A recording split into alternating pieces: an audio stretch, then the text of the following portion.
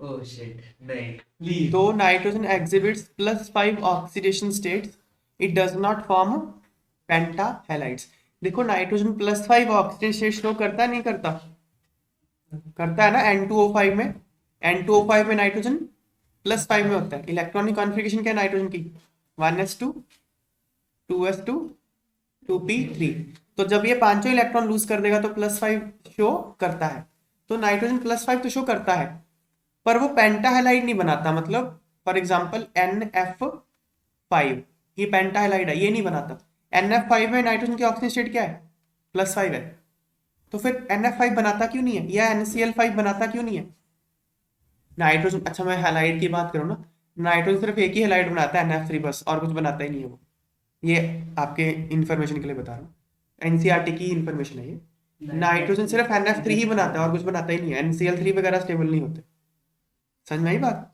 तो खैर क्वेश्चन ये है कि why nitrogen does not form pentahalide, NF5 क्यों नहीं बनाता? देखो, अगर वो NF5 बना ले तो 5 बॉन्ड बनाने पड़ेंगे ना उसको, है कि नहीं? Yes sir. 5 बॉन्ड बनाने पड़ेंगे। 5 बॉन्ड बनाने के लिए उसके पांच पांच ऑर्बिटल खाली भी तो होने चाहिए। नाइट्रोजन के पास है क्या? 1s2 2s2 2p3। 1s2 तो पार्टिसिपेट करता नहीं बॉन्डिंग में, सिर्फ 2s और 2p3 करेंगे ना। 2s में कितने हैं? 2s में एक ऑर्बिटल है, 2p में 3 ऑर्बिटल है। तो टोटल कितने हो गए? 4। तो जब इसके पास बॉक्स ही 4 है और ऑर्बिटल ही 4 है, 4 बॉन्ड से ज्यादा कैसे बना लेगा ये? समझ में आई बात? कोई भी सेकंड पीरियड का एलिमेंट है ना, वो 4 बॉन्ड से ज्यादा नहीं बना सकता, क्योंकि उसके पास जगह ही उतनी होती है। 2s होता है 2p होता है। सेकंड पीरियड के एलिमेंट के पास और कुछ होता है 2s और 2p के अलावा? कुछ नहीं होता। तो every second period element can not form more than 4 bonds. Nitrogen और any other second period element does not have vacant d orbital. इसके पास डी ऑर्बिटल तो होते नहीं है, इसलिए these elements can not expand their octet. यहाँ पे 10 हो गए इलेक्ट्रॉन, 5 बॉन्ड है, 10 इलेक्ट्रॉन हो गए। 10 इलेक्ट्रॉन रखने की जगह ही नहीं है इसके पास, ऑक्टेट एक्सपैंड नहीं कर सकता। मैक्सिमम 8 इलेक्ट्रॉन रख सकता है, 4 खाने हैं इसके पास, मैक्सिमम 8 इलेक्ट्रॉन यहाँ पे आ सकते हैं। Nitrogen has to accommodate 10 electrons in outermost shell to form pentahalide. अगर नाइट्रोजन ने पेंटाहेलाइड बनाने हैं तो उसको 10 इलेक्ट्रॉन रखने पड़ेंगे आउटरमोस्ट शेल में, जो कि पॉसिबल नहीं होता। अगला, सब पढ़ा के आगे क्यों बताया? आप सीधा बोलते थे कि उसके अंदर वो nitrogen exist as diatomic molecule. N2O5 में ऐसे बन जाएगा। N2O5 में वो 4 ही बॉन्ड बनाता है। ये N2O5 की स्ट्रक्चर होती है। इसमें नाइट्रोजन ने 4 ही बॉन्ड बनाया, ऑक्सीजन स्टेट +5 है। ठीक है ना? चलो, nitrogen exist as diatomic molecule and phosphorus as P4Y। मतलब नाइट्रोजन N2 होता है, फॉस्फोरस P4 होता है, ऐसा क्यों है? देखो, nitrogen forms p pi multiple bonds with itself and with other elements having small size and high electronegativity। Nitrogen, मुझे पहले तो ये बताओ, अच्छा हम इलेक्ट्रॉनिक कॉन्फ़िगरेशन लिखते हैं दोनों की। नाइट्रोजन की इलेक्ट्रॉनिक कॉन्फ़िगरेशन क्या है? 1s2 2s2 2p3। ठीक है। फॉस्फोरस की क्या है? phosphorus is 15, 1s2, 2 neon 10 neon 10, 3s2 3s2 and and 3p3। 3p3। ठीक है। अब जब N2 बनता है, N2, ठीक है, N2, N2 में क्या होता है? ये 3 p इलेक्ट्रॉन पार्टिसिपेट करते हैं बॉन्डिंग में। N2 ऐसा होता है, N ट्रिपल बॉन्ड N, ऐसा होता है ना? तो ट्रिपल बॉन्ड में क्या होगा? एक सिग्मा, 2 पाई। ये 3 बॉन्ड कौन बनाता है? 2p3। देखो नाइट्रोजन में क्या होगा, मैं सिर्फ 2p3 बना रहा हूं, ठीक है। 2p3 ऐसे होगा, 1 2 3, एक नाइट्रोजन का 2p3 और दूसरे नाइट्रोजन का 2p3, ये आपस में ओवरलैप कर जाएंगे, ये ऐसे ओवरलैप कर जाएंगे, तो क्या बन जाएगा? ट्रिपल बॉन्ड बन जाएगा। मैं इसकी ऑर्बिटल डायग्राम बना के दिखाता हूँ आपको कैसे ओवरलैप करते हैं।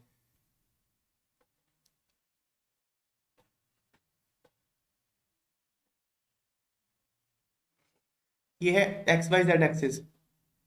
तो पी ऑर्बिटल एक यहाँ होगा ऐसे, ये हेड ऑन ओवरलैप कर जाएंगे, ऐसे ओवरलैप कर जाएंगे, पास पास आ जाएंगे, है ना। एक पी ऑर्बिटल कहाँ होगा, ऐसे होगा,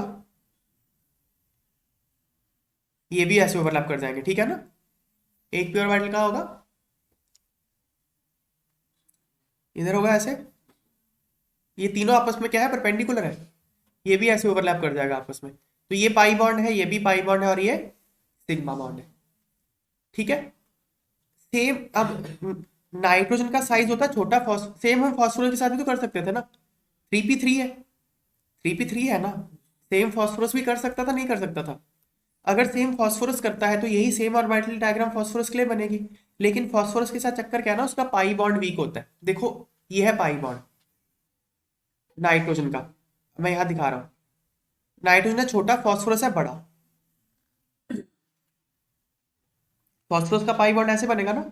तो जो ओवरलैप हुआ रीजन वो कहाँ पे ज्यादा है, फास्फोरस में या नाइट्रोजन में, इलेक्ट्रॉन डेंसिटी कहाँ ज्यादा है, नाइट्रोजन में। देखो यहाँ पे 2 इलेक्ट्रॉन इतने से रीजन में आ गए, यहाँ पे 2 इलेक्ट्रॉन इतने सारे रीजन में अवेलेबल है, तो जो कॉमन रीजन है उसमें इलेक्ट्रॉन डेंसिटी कम हो जाएगी ना, ये बात समझ में आ रही है, क्योंकि इलेक्ट्रॉन तो उतनी है, वॉल्यूम बढ़ गया, तो कॉमन रीजन में इलेक्ट्रॉन डेंसिटी कम हो जाएगी, तो बॉन्ड हो जाएगा वीक।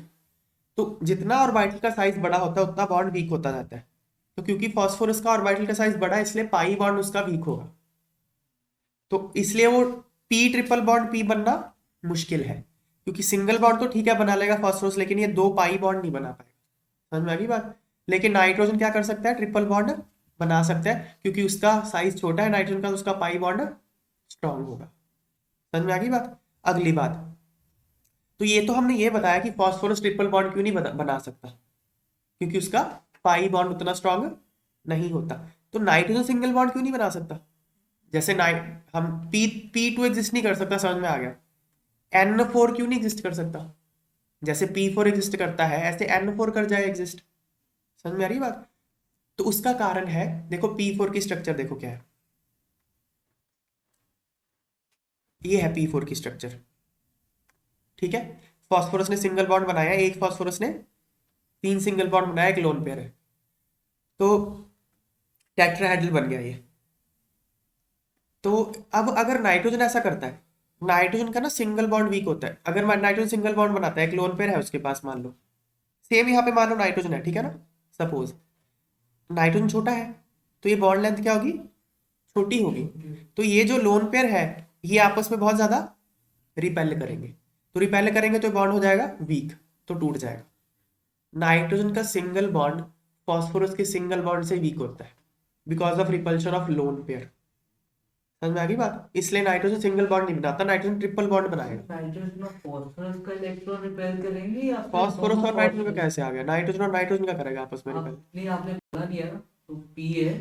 अरे भाई यहाँ एन होता अगर यहाँ पे, अच्छा, तो नाइट्रोजन का सिंगल बॉन्ड फास्फोरस के सिंगल बॉन्ड से वीक है, तो इसलिए नाइट्रोजन ट्रिपल बॉन्ड बनाता है, क्योंकि सिंगल बॉन्ड वो मेंटेन नहीं कर पाता। क्लियर होगी बात, ये 2 कारण है जिसकी वजह से नाइट्रोजन N2 बनाता है, फास्फोरस P4 बनाता है। पढ़ते हैं एक बार, the single NN bond is weaker than single PP bond because of high inter-electronic repulsion of non-bonding electron owing to small bond length। समझ में आई बात है, बॉन्ड लेंथ छोटी है तो रिपल्शन ज्यादा हो जाती है। ड्यू टू अबव 2 रीजंस, कौन से 2 रीजन, एक तो नाइट्रोजन का सिंगल बॉन्ड वीक है, दूसरा उसका ट्रिपल बॉन्ड स्ट्रॉन्ग है, यही ना। नाइट्रोजन पी पाई मल्टी बॉन्ड बना सकता है, तो ट्रिपल बॉन्ड मतलब पाई बॉन्ड उसका स्ट्रॉन्ग है, सिंगल बॉन्ड उसका वीक है, इसलिए वो क्या करेगा, फिर ट्रिपल बॉन्ड ही बनाएगा। तो इन 2 कारणों से nitrogen exist as diatomic molecule with triple bond between 2 atoms. Phosphorus p pi bond नहीं बना सकता, क्योंकि इसके एटॉमिक ऑर्बिटल बहुत लार्ज होते हैं, वो डिफ्यूज हो जाते हैं, ठीक है ना, पाई बॉन्ड पॉसिबल नहीं है फास्फोरस में, इसलिए वो सिंगल बॉन्ड बना के P4 बनाता है। क्लियर हो गया। Next, why does nitrogen show catenation properties less than phosphorus. Catenation का मतलब होता है tendency to link with itself, जैसे कार्बन कैटिनेशन शो करता है ना, कार्बन अपने साथ ही बॉन्ड बनाता रहता है, लॉन्ग लॉन्ग चेन्स बना देता है, ठीक है ना। तो कैटिनेशन का मतलब क्या होता है, अपने साथ ही बॉन्ड बनाना। तो अब नाइट्रोजन का सिंगल बॉन्ड तो वीक होता है, और फॉस्फोरस का सिंगल बॉन्ड उससे थोड़ा सा स्ट्रांग होता है। नाइट्रोजन का सिंगल बॉन्ड वीक क्यों होता है? क्योंकि नाइट्रोजन का सिंगल बॉन्ड छोटा होगा, तो ये जो नॉन बॉन्डेड इलेक्ट्रॉन होगा इनमें रिपल्शन ज्यादा हो जाएगा। The single NN bond is weaker than single PP bond because of high inter electronic repulsion of non bonding electrons owing to small bond length, क्योंकि बॉन्ड लेंथ छोटी है इसलिए nitrogen क्या शो करता है? कैटिनेशन प्रॉपर्टी कम है phosphorus से। जब उसकी बॉन्ड ही वीक है नाइट्रोजन की, तो फिर वो इतने सारे बॉन्ड कैसे बनाएगा? समझ में आ रही है बात है? सिंगल बॉन्ड इतने सारे, फॉस्फोरस की कैटिनेशन ज्यादा है। नेक्स्ट,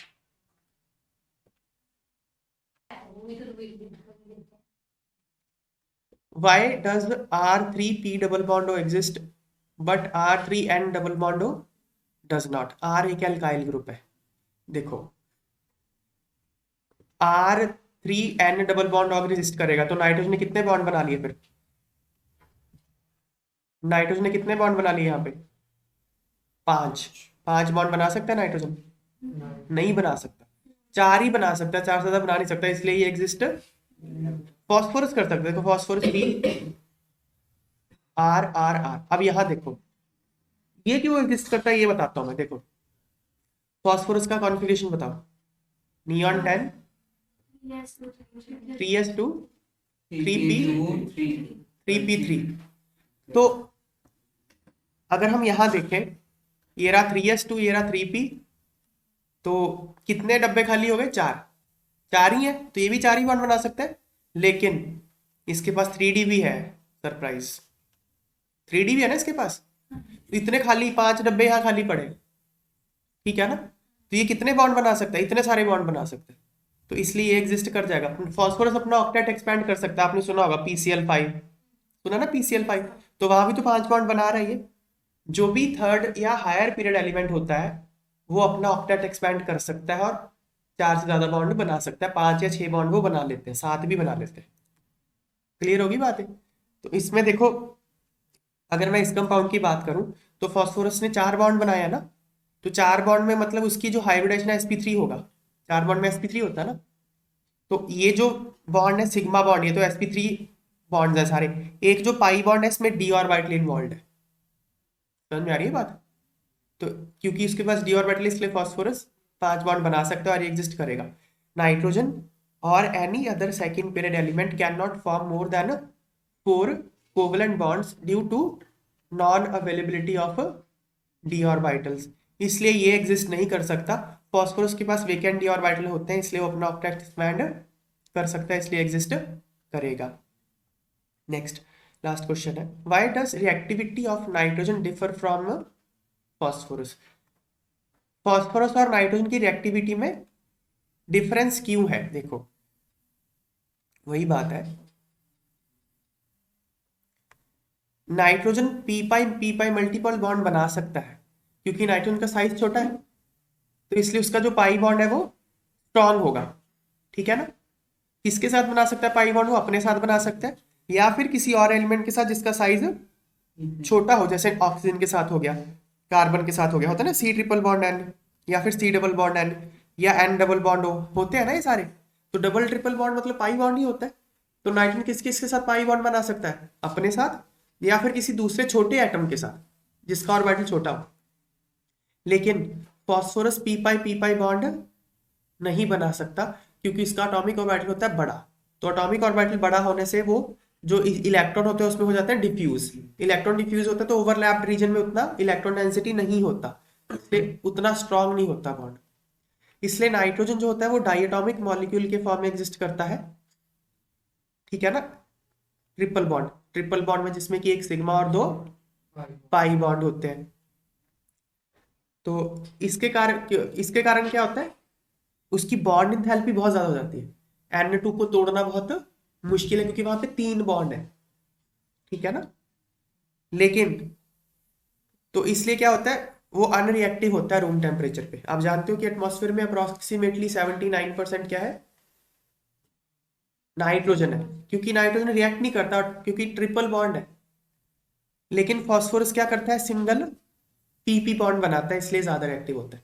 फॉस्फोरस मल्टीपल बॉन्ड तो बना नहीं सकता, इसलिए वो क्या करता है, सिंगल बॉन्ड बनाता है ऐसे, P4 ऐसे। तो सिंगल बॉन्ड को तोड़ना रिलेटिवली आसान है ट्रिपल बॉन्ड से, इसलिए फास्फोरस ज्यादा रिएक्टिव होता है नाइट्रोजन से। समझ में आ गई बात है?